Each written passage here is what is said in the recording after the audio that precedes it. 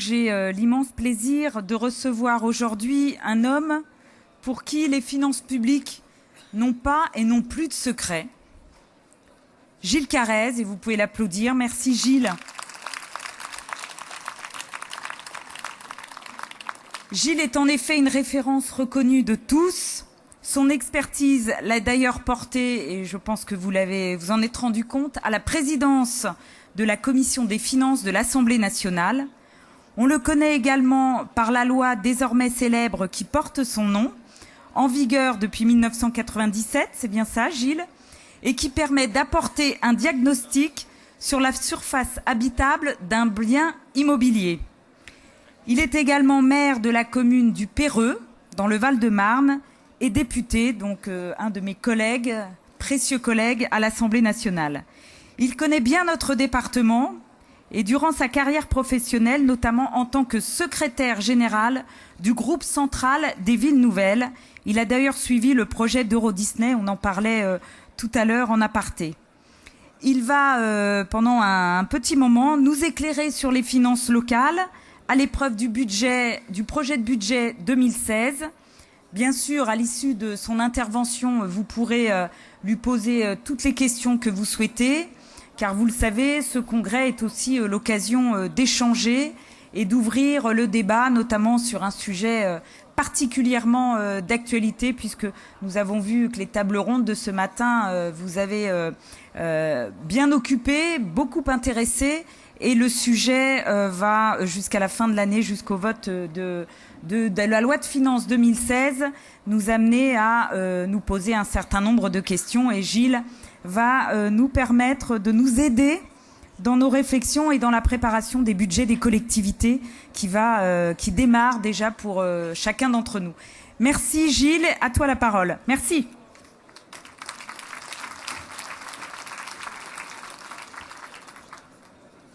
Bien, Madame la Présidente, chère Valérie, Monsieur le Président du Conseil Général, Monsieur le Préfet, Messieurs les maires, présidents, chers collègues, je suis vraiment très heureux de venir à ton invitation, chère Valérie, et ça me permet de parler d'un sujet très aride, les finances publiques qui vont pas très bien, hélas, mais ça me permet aussi, c'est une grande joie, de retrouver des collègues avec qui j'ai eu un très grand plaisir, ou j'ai toujours un très grand plaisir à travailler.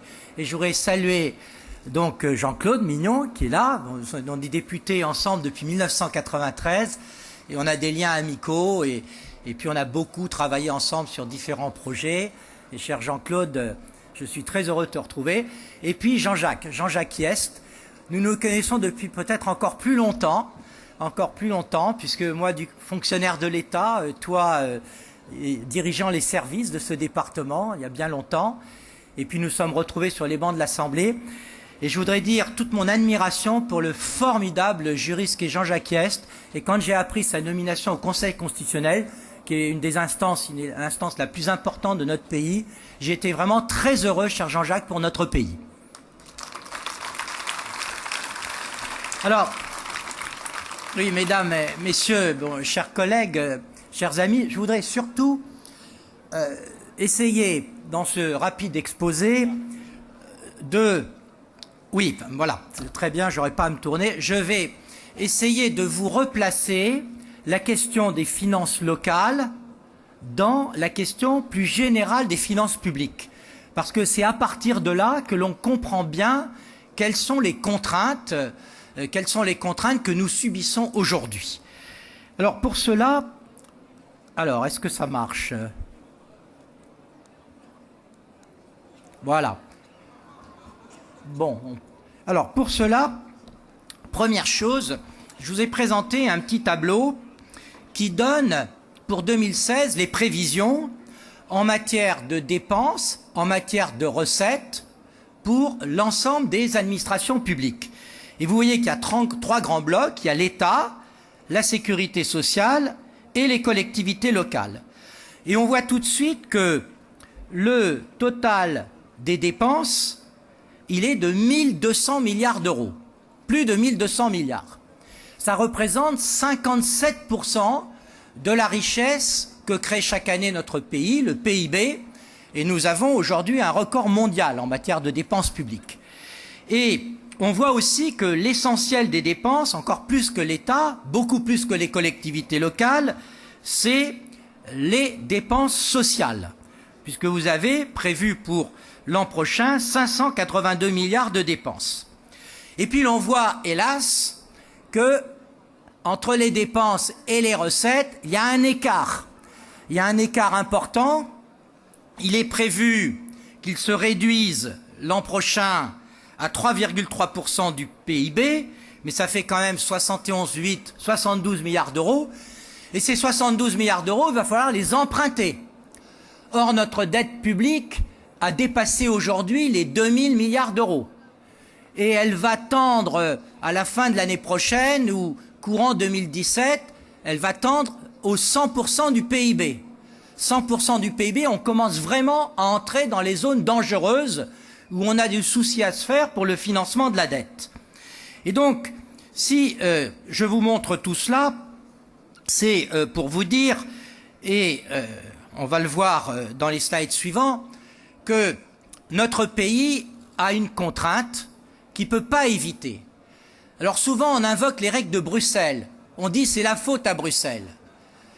Mais c'est une manière de fuir notre responsabilité. C'est à nous-mêmes qu'il incombe de redresser nos comptes publics. Parce que nous ne pouvons pas continuer à dépenser, comme on le fait depuis presque 40 ans, plus que nous gagnons. Nous ne pouvons pas continuer à laisser aux générations qui nous suivent le fardeau d'une dette qu'ils auront le plus grand mal à rembourser. Et donc, la nécessité de revenir petit à petit à l'équilibre, c'est une nécessité de la nation. Ce n'est pas une contrainte extérieure, c'est une nécessité de notre pays. Et ça, il faut bien le comprendre. C'est presque une question morale par rapport aux générations qui nous suivent. Et donc, aujourd'hui, on s'efforce de redresser les comptes. Alors, on va voir comment cela se passe et quelles sont les conséquences pour les finances locales. Alors, sur le slide suivant, il y a un focus sur le budget de l'État. Le budget de l'État, il est moins gros que le budget de la sécurité sociale, mais c'est lui qui joue le rôle de chambre de compensation. C'est-à-dire que comme la sécurité sociale ne peut pas avoir un déficit trop élevé, c'est lui qui assure des transferts financiers sur la sécurité sociale. Comme les collectivités locales, comme vous le savez, sont contraintes par la règle d'or à l'équilibre, eh bien, c'est lui qui prend en charge une partie de la fiscalité locale. Et donc, il est normal que ce soit lui qui porte l'essentiel du déficit public, puisque en 2016, le solde du seul budget de l'État est prévu à 72 milliards d'euros, et vous avez vu tout à l'heure que le solde général, le déficit général, est à 73 milliards. Alors tout ça s'insère, et c'est la slide suivante, dans ce qu'on appelle le redressement des comptes publics. Alors le redressement des comptes publics, on essaye de le mener à bien à travers un nouvel outil qui résulte d'une réforme constitutionnelle qui a été faite en 2008, qui s'appelle la loi de programmation pluriannuelle des finances publiques. Et à travers cette loi est donné un objectif de réduction progressive du déficit, donc de trajectoire où au fur et à mesure les dépenses et les recettes se rapprochent. La loi de programmation des finances publiques actuelle a été votée fin 2014 et elle couvre les années 2015, 16, 17, 18 et 19 sur 5 ans. Et donc, l'idée, c'est qu'en 2017, on passe en dessous des 3% de déficit, les fameux 3% du traité de Maastricht, et plus tard, à l'horizon 2019, qu'on soit quasiment à l'équilibre. Alors, pour arriver à redresser les comptes publics, il y a deux manières. Et ça, dans tous les budgets, c'est pareil. Soit on augmente les recettes, soit on diminue les dépenses. Force est de reconnaître que ces dernières années, y compris, parce que moi je ne veux pas vous raconter d'histoire, à la fin de la précédente législature, on a plutôt appuyé sur le bouton des recettes. on a beaucoup augmenté les impôts.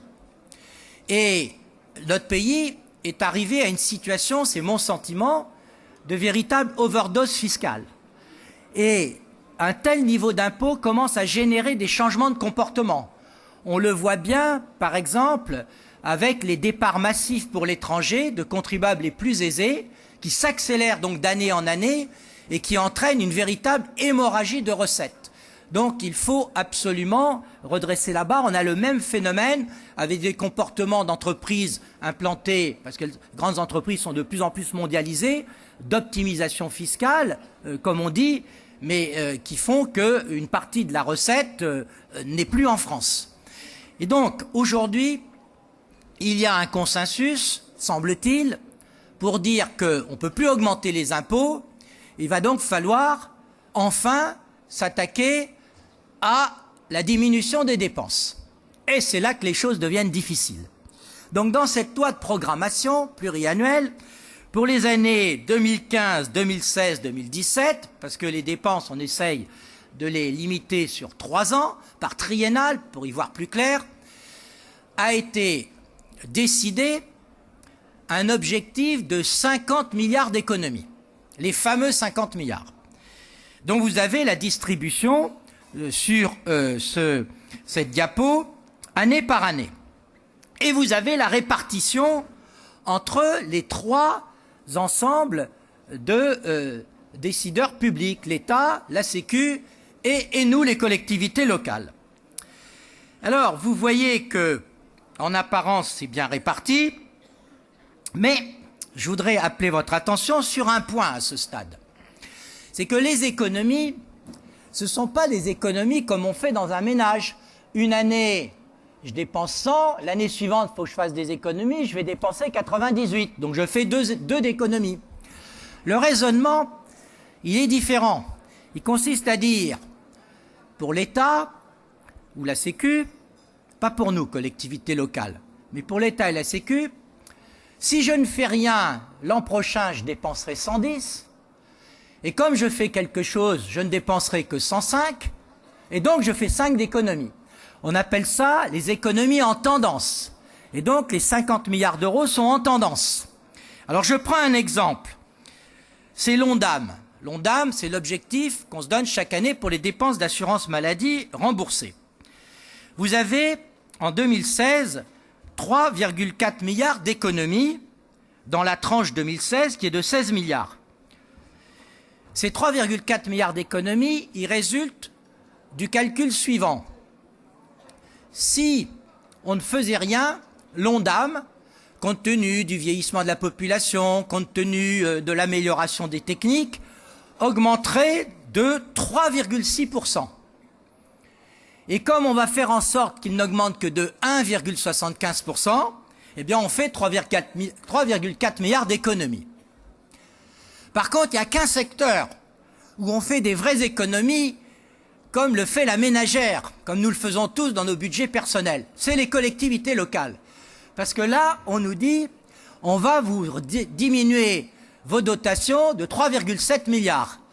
Et c'est bien une diminution, et on va en parler tout à l'heure. Et alors, dans ce slide, il y a aussi un élément très intéressant, je le retire de la loi de programmation, c'est que, vous voyez, pour les collectivités locales, moins 3,5 milliards en 2016. En fait, c'est les 3,7 milliards de baisse de dotation, mais comme il y a eu quelques akouskis, dont je dirais 2 mots, qui font qu'il y a une petite augmentation, en réalité, en net, c'est 3,5 milliards. Et l'État fait le raisonnement suivant, et ça, ce point est très important, si les dotations aux collectivités locales baissent de 3,5 milliards, les collectivités locales diminueront leurs dépenses de 3,5 milliards. Voilà comment il faut lire ce tableau. Alors, est-ce qu'on va y arriver? Alors là, il y a un courant de pensée que je connais bien. Je ne suis pas de Bercy, hein, je m'empresse de le dire, je ne suis pas issu de la maison Bercy. Mais la maison Bercy, quelles que soient les alternances, hein, elle ne change pas, elle est la même. Alors à Bercy, ils considèrent, mais depuis très longtemps, que nous, les élus locaux, nous sommes dépensiers et nous sommes un peu irresponsables et qu'il faudrait nous brider. Et donc, ils viennent d'inventer, ils l'ont mis, on l'a voté, hein, je ne vais pas fuir les responsabilités, on l'a voté, en tant que parlementaire, on l'a voté. Ils ont mis dans cette loi de programmation pluriannuelle un objectif indicatif d'évolution de la dépense publique locale. Ça s'appelle, on va le voir sur le slide suivant, l'ODEDEL. L'ODEDEL, oui. Voilà, l'ODEDEL.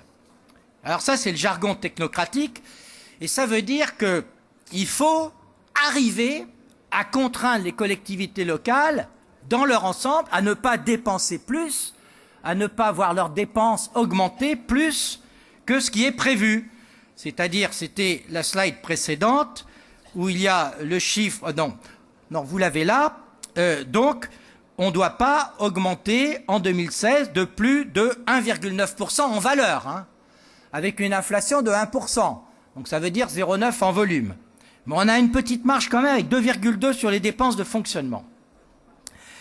Alors, la thèse à Bercy depuis très longtemps, c'est de dire il faut absolument contraindre ces collectivités locales. Parce que quand on regarde l'histoire, et malheureusement c'est un peu vrai, entre 1990 et 2010, les effectifs des collectivités locales, sans compter les transferts de personnel au titre de la décentralisation, ont augmenté en moyenne, tenez-vous bien, de 35 000 par an.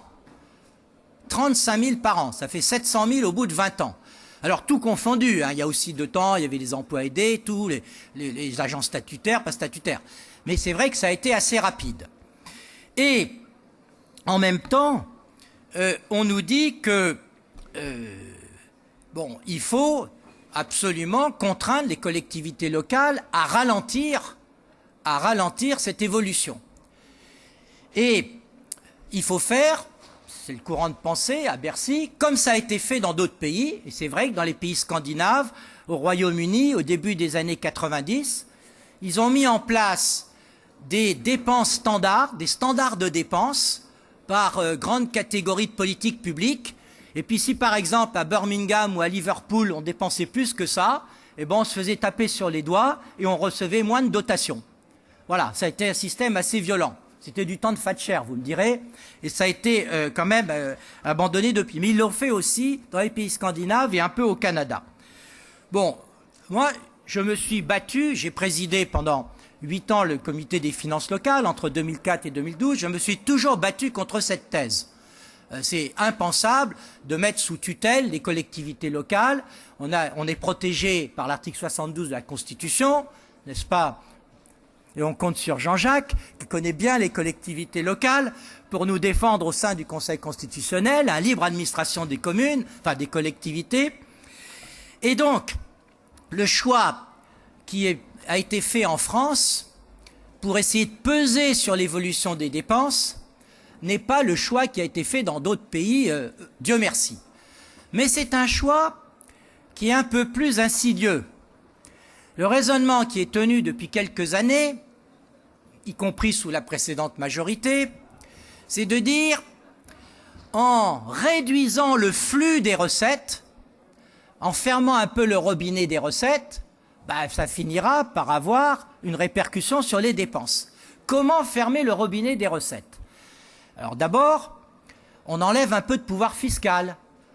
Ça n'a pas été crié sur les toits, mais un des aspects de la réforme de la taxe professionnelle qui était faite pour les entreprises, mais au passage, vous aurez remarqué qu'on nous a enlevé une partie du pouvoir de taux.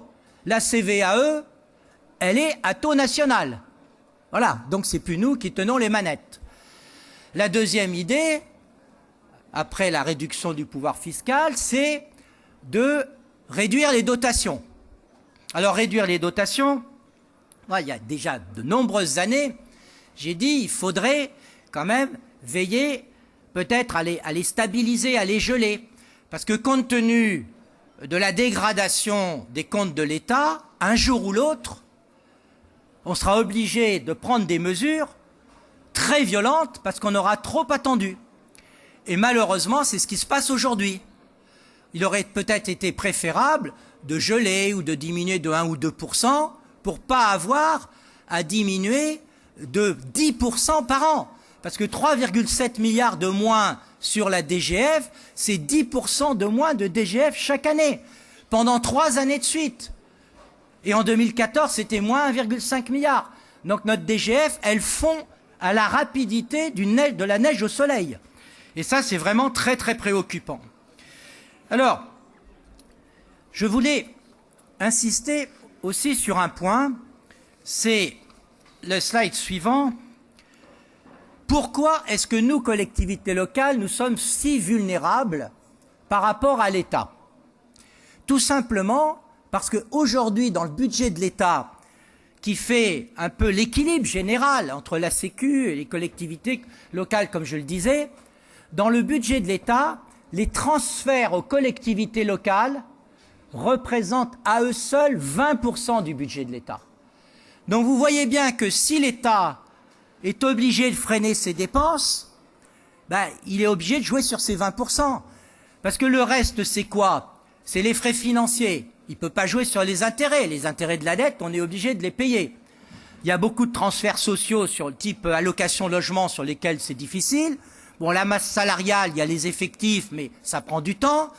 Et donc, tout nouveau ministre du budget, même s'il était maire depuis des années d'une commune, est très attaché, même s'il s'est battu, surtout quand il était dans l'opposition à l'Assemblée ou au Sénat contre la baisse des dotations aux collectivités locales, il arrive au budget, il est obligé de constater que la seule marge de manœuvre, c'est là-dessus. Et c'est ce qui se passe. Alors, pourquoi est-ce qu'il y a 20% du budget de l'État qui est constitué par des transferts aux collectivités locales? Et c'est ça le problème. Pourquoi est-ce qu'on en a autant, 20%? À cause de l'histoire, et de l'histoire très ancienne. Depuis 50 ans, dans notre pays, la fiscalité locale, des morceaux entiers de fiscalité locale, ont été supprimés et transformés en dotations. En particulier, la DGF dont on parle, c'était la taxe locale au milieu des années 60. Et quand on a mis en place la TVA, il a fallu supprimer cette taxe locale et on a remplacé par une dotation. Alors on l'a remplacé évidemment à l'euro près. Chacun a gardé ce qu'il avait avant. D'ailleurs, au passage, est-ce que vous savez quelles sont les 2 villes de France qui ont la plus grosse DGF par habitant? Mais alors, elle est à des années-lumière des nôtres. C'est Vichy et Lourdes. Parce qu'elles avaient beaucoup de commerce par rapport à une population faible, donc beaucoup de taxes locales. Elles ont encore une énorme DGF 50 ans après. Et puis, sur le slide suivant, justement, je vous mets toute la liste des remplacements de morceaux de taxes locales. Parce que ce qui s'est passé dans notre histoire de la fiscalité locale, c'est que, comme parfois l'impôt local faisait mal aux contribuables, je pense à la taxe professionnelle, voire à la taxe d'habitation, surtout là où il y avait les taux les plus élevés, eh bien on allait chercher à la rescousse l'État. Et c'était très facile d'aller chercher à la rescousse l'État, parce qu'avec le cumul des mandats, quand on est parlementaire, on est aussi, et donc voilà, ça va pas, il faut aider les collectivités, on appelle l'État. Et donc l'État a mis en place, petit à petit, des dotations pour remplacer des morceaux de fiscalité qui faisaient trop mal. Et il l'a fait de 2 manières. Là, vous avez la partie visible de l'iceberg, c'est-à-dire les dotations ou les compensations. Mais dans le slide suivant, je pense que c'est le suivant, je vous ai mis la partie immergée de l'iceberg, c'est-à-dire les dégrèvements. Et ça, nous ne le savons pas. On a également dans le budget de l'État des dépenses qui, en fait, ne concernent pas le ménage à 3, État, collectivité locale, contribuable, mais se font directement entre l'État et le contribuable. Exemple, lorsqu'un contribuable a une taxe d'habitation supérieure à 3,44% de son revenu fiscal de référence, eh bien, c'est l'État qui paye. Donc le contribuable reçoit une feuille d'impôt qui est limitée à 3,44 Et la collectivité locale, elle a la totalité de la recette qu'elle devrait avoir. Et même chose pour le plafonnement de la taxe professionnelle, qui s'appelle maintenant CET, par rapport à 3% de la valeur ajoutée. Ça fait la bagatelle de, je crois, de mémoire, oui, 11,2 milliards d'euros. Alors vous voyez que dans ces conditions, l'État est quand même en grande difficulté et il est obligé de vraiment travailler sur ces transferts aux collectivités locales. Cela dit, une fois qu'on a dit ça, je crois que c'est objectif de le reconnaître, est-ce que l'État est toujours de bonne foi? En même temps, l'État, c'est un peu nous, hein, mais j'essaye de présenter les choses de la façon la plus objective possible. L'État n'est pas toujours de bonne foi. Je vais prendre l'exemple de cette année. Il va nous accuser, d'ailleurs il y a un rapport de la Cour des comptes qui va sortir dans quelques jours, qui va dire la même chose. Ouh là là, regardez, vous continuez à dépenser trop, vous dans les collectivités locales, votre masse salariale a augmenté de plus de 4% en 2015. Soit, mais on oublie de dire qu'il y a eu les rythmes scolaires, que dans les mesures catégorielles, l'État qui décide, il donne toujours des points supplémentaires aux catégories C. Et les catégories C, il n'y en a pratiquement pas dans les effectifs de l'État.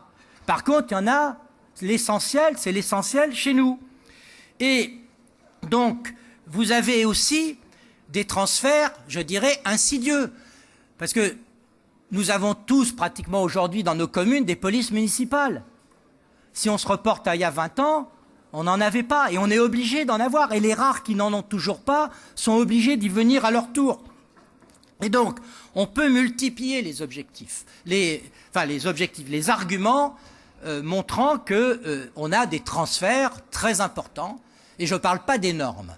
Et donc, la position qui est prise, je crois maintenant par beaucoup d'associations d'élus, je voyais hier matin François Baroin, là, au titre de l'AMF, c'est de dire, on est prêt, c'est normal que les collectivités locales participent à ce nécessaire redressement, à ce nécessaire resserrement de l'écart entre les dépenses et les recettes.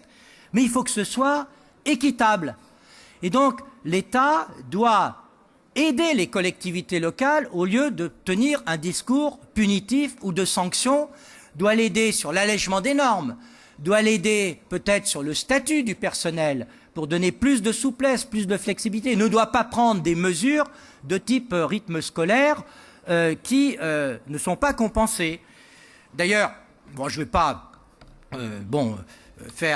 livrer un secret, mais hier matin, la rapporteure générale Valérie Rabault, qui est socialiste, donc, et moi-même, avons une réunion de travail avec François Baroin et André Léniel. Donc, vous voyez, hein, ça dépasse largement les clivages partisans, pour essayer de fixer une position commune. Et nous allons demander, parce que la situation devient intenable, nous allons demander au gouvernement d'essayer de doubler la dotation d'accompagnement sur les rythmes scolaires, parce que 50 € par enfant, ça n'est pas, on couvre à peine même moins de la moitié des coûts. Et donc, on va engager une négociation dans le cadre de cette loi de finances. Mais vous voyez que on a vraiment des discussions qui sont extrêmement difficiles, tellement la situation financière de l'État est elle-même délicate. Et donc, quelques mots plus précisément sur la loi de finances pour 2016. Donc, vous avez cette baisse de 3,7 milliards d'euros de la DGF, parce que ça porte essentiellement sur la DGF. Sur le FCTVA, c'est la seule bonne nouvelle. Il y a une petite disposition qui va permettre de rendre éligible dans l'assiette de remboursement du FCTVA les dépenses sur les bâtiments publics, donc des dépenses d'entretien qui sont aujourd'hui en section de fonctionnement. C'est la première fois qu'on pourra prendre des dépenses de la section de fonctionnement dans l'assiette du FCTVA. Et la nuit dernière, à la Commission des finances, nous avons voté, mais à l'unanimité, un amendement ajoutant également les travaux de voirie. d'entretien de voirie qui sont en section de fonctionnement. Alors ça fait quelques centaines de millions, mais on le disait hier tous les quatre, bon, avec François Baroin, et bon, de toute façon l'État, enfin, le gouvernement ne pourra pas revenir sur la baisse de 3,7 milliards. Il ne reviendra pas dessus. Elle a été vendue par ailleurs, il ne faut pas l'oublier, elle a été vendue à Bruxelles. Tout à l'heure, je vous ai dit que notre problème, il est franco-français, c'est un problème presque de souveraineté nationale que d'équilibrer nos comptes. Mais en même temps, bon, on a toutes ces règles, le TSCG de 2012, le traité de stabilité, et nous devons expliquer aussi à Bruxelles que petit à petit, nous rentrons dans les clous. Et donc, un des éléments qui a été avancé à Bruxelles, c'est cette baisse de dotation. Donc, on est aujourd'hui dans cette discussion et, bon, nous allons vraiment au-devant de difficultés tout à fait sérieuses. Et je vais terminer par ça. Et c'est ce qu'on essaye de faire valoir auprès du gouvernement. La brutalité de la baisse, 1,5 milliard de baisse. Alors la DGF, je vous donne globalement, c'était un peu plus de 40 milliards d'euros. Sur ces 40 milliards d'euros, il y en avait 22 milliards pour l'ensemble communes, intercommunalités, un peu plus de 10 pour les départements et 5-6 pour les régions. Donc l'essentiel, c'est communes, groupements de communes. Et donc, on avait, vous vous rendez compte à quel point 1,5 milliard en 2014, 3,7 milliards en 2015, puis à nouveau en 2016, puis à nouveau en 2017, mais c'est gigantesque. Et c'est d'une brutalité inouïe. Et donc le résultat, c'est qu'on n'a pas le temps de s'adapter du côté des dépenses de fonctionnement. Notre épargne se réduit comme peau de chagrin, notre autofinancement va tangenter zéro, voire être négatif dans un certain nombre de villes. Et qu'est-ce qui se passe? Même dans les plus riches, je discutais avec les collègues de Paris il y a quelques jours, même dans les plus aisés, nous sommes obligés, parce qu'il faut réagir à court terme et qu'on doit équilibrer les comptes, nous sommes obligés de réduire fortement les dépenses d'investissement. Et ça, c'est pas bon. Ça n'est pas bon du tout, parce que dans une période de chômage, dans une période difficile, le levier du bâtiment des travaux publics est probablement un des leviers les plus efficaces. Vous le voyez bien au niveau du Conseil général. Et le fait de ne plus pouvoir investir, je vous donne les chiffres, ils sont très inquiétants. On est il n'y a pas, bon, c'est pas trop sur la place publique, mais sur 2014, on est pratiquement à moins 10% sur l'investissement. 2014, 2015, François Baroin me disait hier qu'on s'attend à moins 12, quelque chose comme ça, et 2016, mais c'est moins 12 par rapport à ce qui était déjà à moins 10. Et 2016, il n'y a aucune raison que ça s'améliore. Donc ce sont des éléments que nous avançons dans la discussion avec le gouvernement. Alors comment tout cela va-t-il se terminer? Nous abordons la première partie de la loi de finances, la partie recettes, la semaine prochaine. Bon, j'espère que les amendements qu'on a adoptés ne vont pas être remis en cause, parce que dans les discussions parlementaires, le gouvernement a la possibilité d'une deuxième délibération, enfin il a quand même des moyens de pression.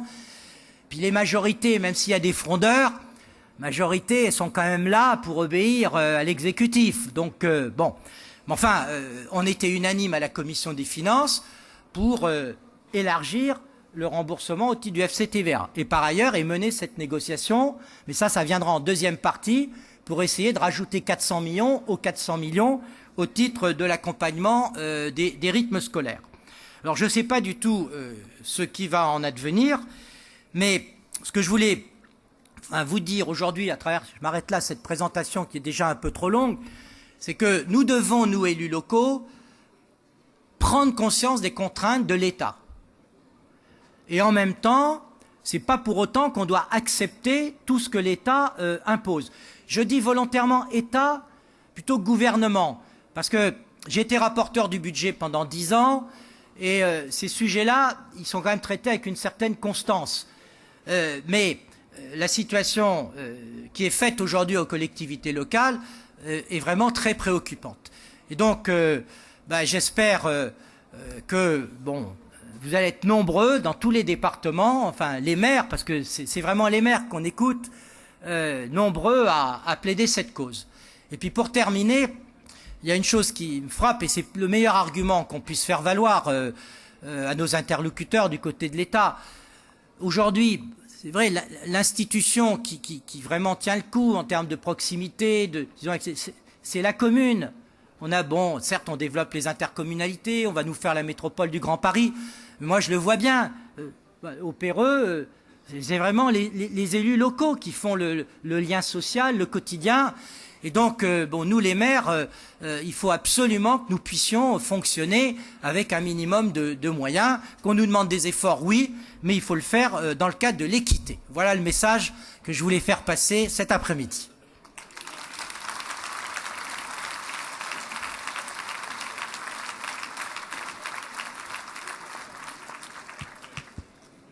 Merci cher Gilles pour cette présentation très pédagogique. Je pense qu'il vous a permis d'avoir un éclairage un peu global sur les finances publiques avec un petit zoom pour terminer sur les contraintes des collectivités locales. Et effectivement, quand tu termines ton discours sur le rôle du maire et les finances publiques locales, c'est effectivement tout à fait la contrainte, même si les intercommunalités sont en train de prendre un nouvel essor, et on le verra la semaine prochaine, monsieur le préfet, au travers de la carte de la nouvelle intercommunalité que vous allez nous dévoiler.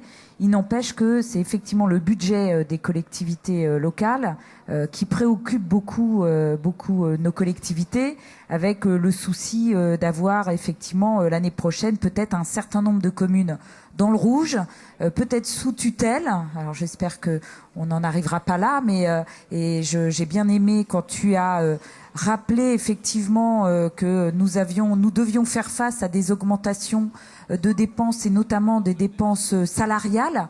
Je donne tout simplement l'exemple de la commune de Nemours, où effectivement la revalorisation des catégories C au travers l'année dernière nous a conduit à une augmentation de 3% du budget de la masse salariale pour la ville de Nemours, 13 000 habitants. Et ça, c'est vrai que pour le coup, même en faisant des économies sur notre budget de fonctionnement, c'est des dépenses qu'on ne maîtrise pas, des augmentations qu'on ne maîtrise pas et que nous devons prendre en compte, et qui, du coup, nous mettent en difficulté pour les années à venir. Alors peut-être qu'il y a quelques questions complémentaires. Je pense que Gilles est prêt à y répondre. Alors, je ne sais pas. Oui, Jean-Michel, je ne te vois pas bien. Alors, je ne sais pas si quelqu'un peut ou te donner le micro, mais si je pouvais avoir quelqu'un qui m'aide, ça m'éviterait de monter.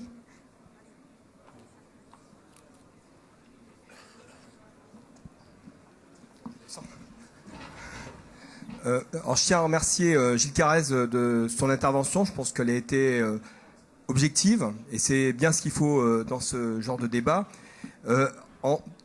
Avec deux remarques quand même. Une remarque par rapport aux comparatifs internationaux.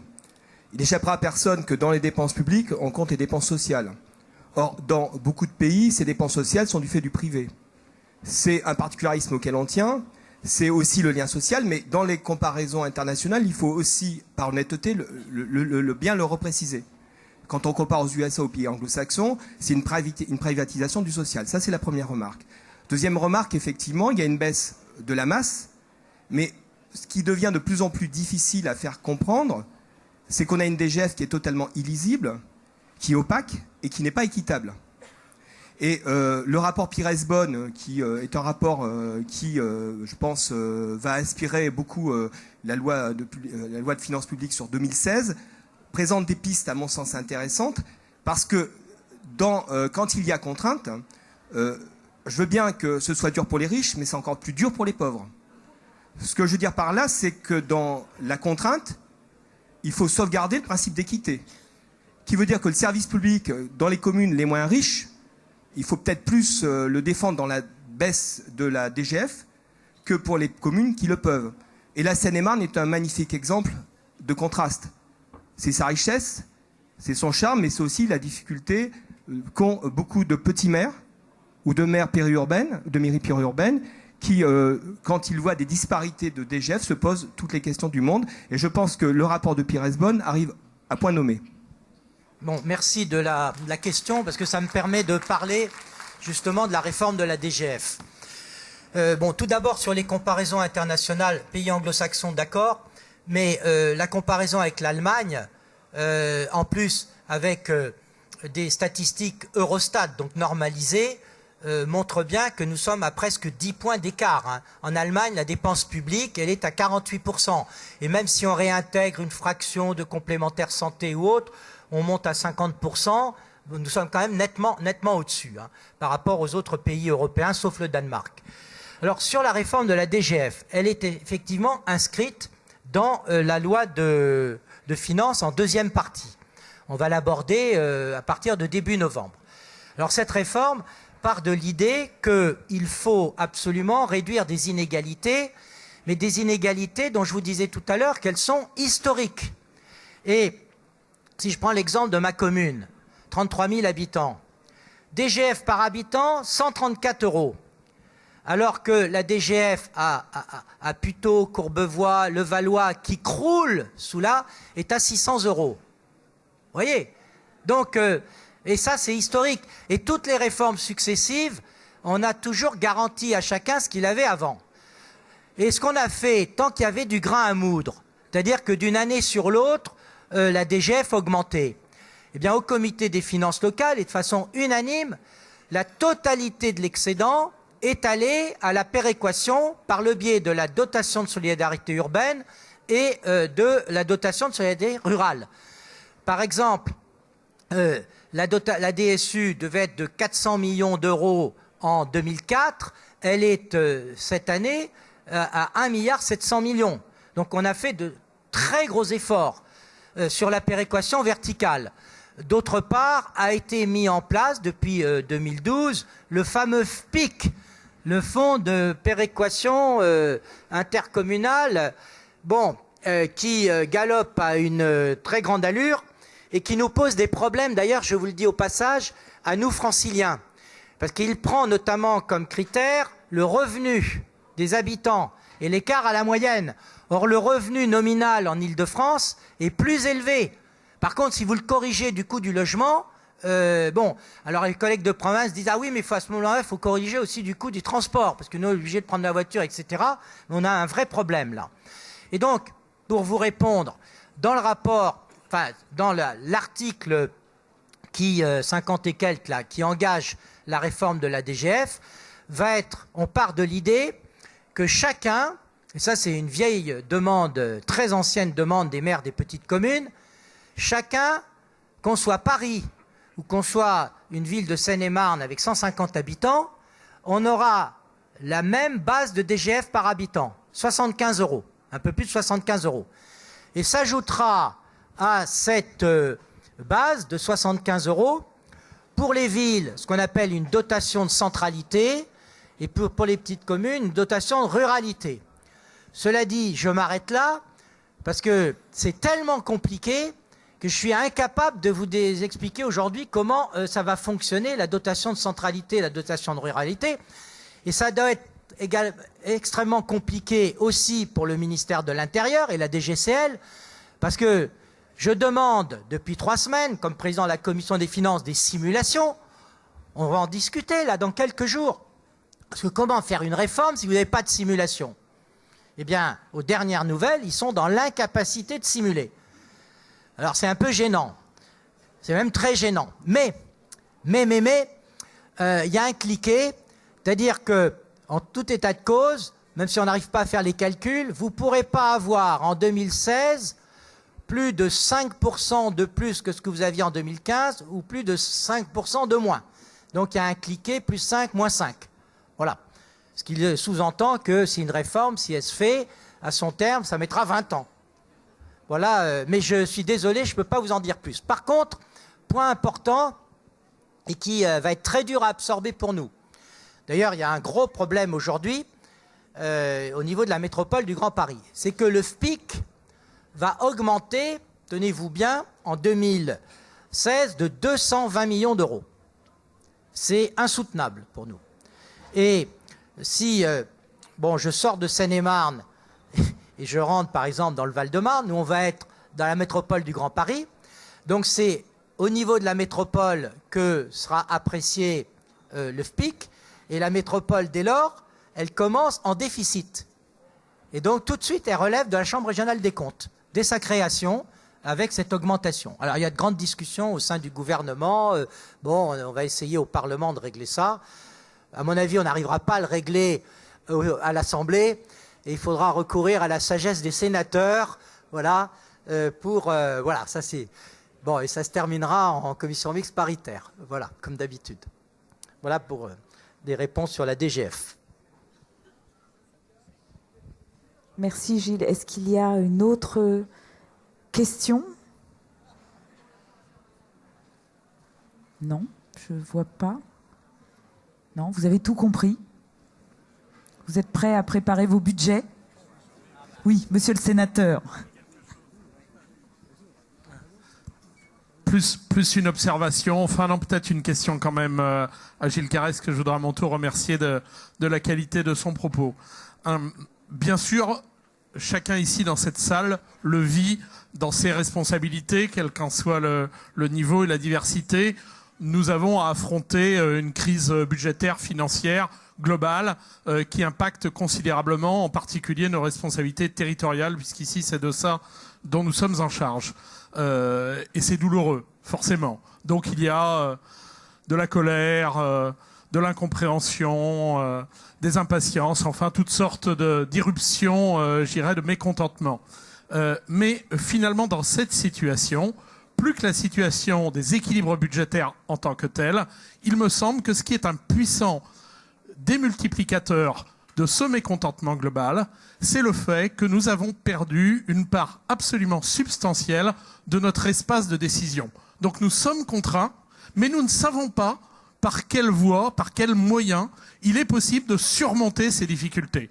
Et ça, c'est absolument terrible. Pour les départements, c'est une évidence absolue. Nous conduisons des politiques qui nous sont confiées par l'État et dont nous n'avons pas, je dirais, les clés de décision. Elles nous sont imposées parce que, évidemment, on ne va pas moduler un revenu de solidarité active de façon différentielle d'un bout à l'autre du territoire français. C'est la solidarité nationale, donc elle s'exerce de façon homogène, mais on donne au département la mission de conduire cette responsabilité, de distribuer ces allocations individuelles de solidarité, et on n'en finance qu'une part de plus en plus réduite, et donc c'est débrouillez-vous.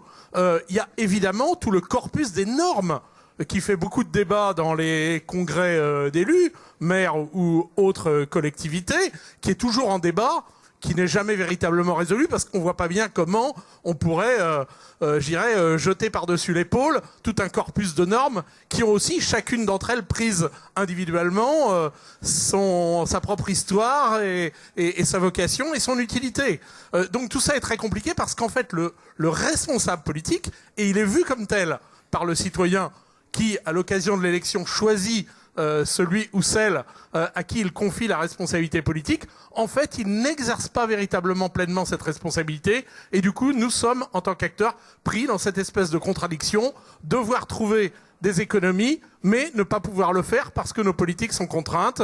Et les exemples, voilà, on pourrait les démultiplier.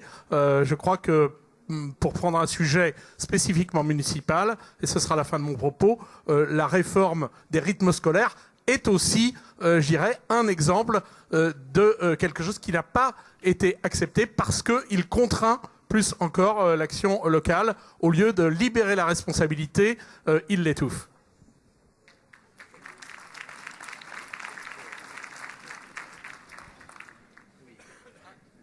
Juste un mot sur ce point pour dire que cette question des marges de manœuvre est très préoccupante, et même si nous ne le vivons pas, enfin nous le vivons difficilement, les marges de manœuvre les moins réduites, c'est au niveau des communes qu'elles continuent de subsister.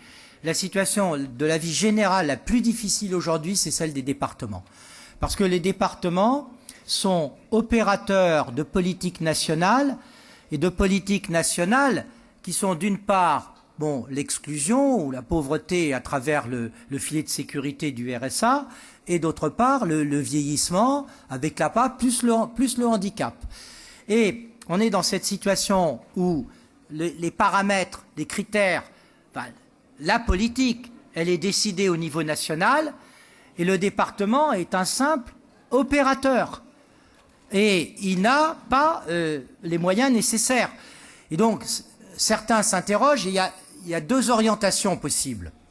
La première, c'est de renationaliser, en disant le vieillissement de la population, c'est une préoccupation nationale, donc il faut renationaliser ou réétatiser.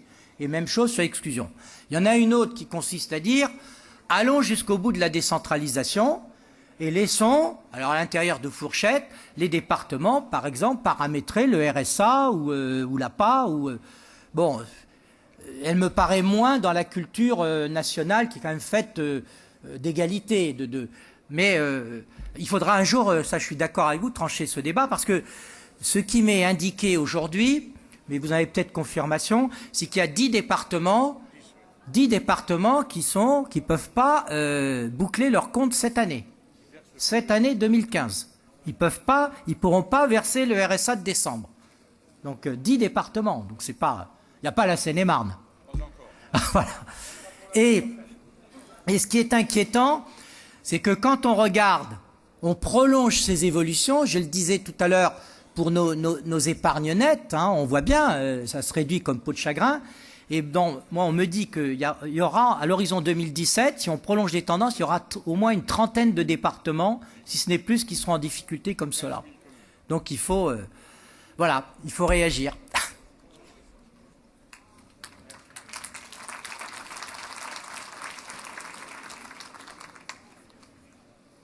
D'autres questions? Non? Eh bien, écoutez, il me revient... le temps, alors pas de clôturer complètement notre journée, puisque nous aurons ce soir encore un dîner, mais en tout cas de prendre ce temps de parole. Voilà, et tout d'abord remercier Gilles. Oui, un petit verre d'eau. Remercier Gilles pour ton intervention.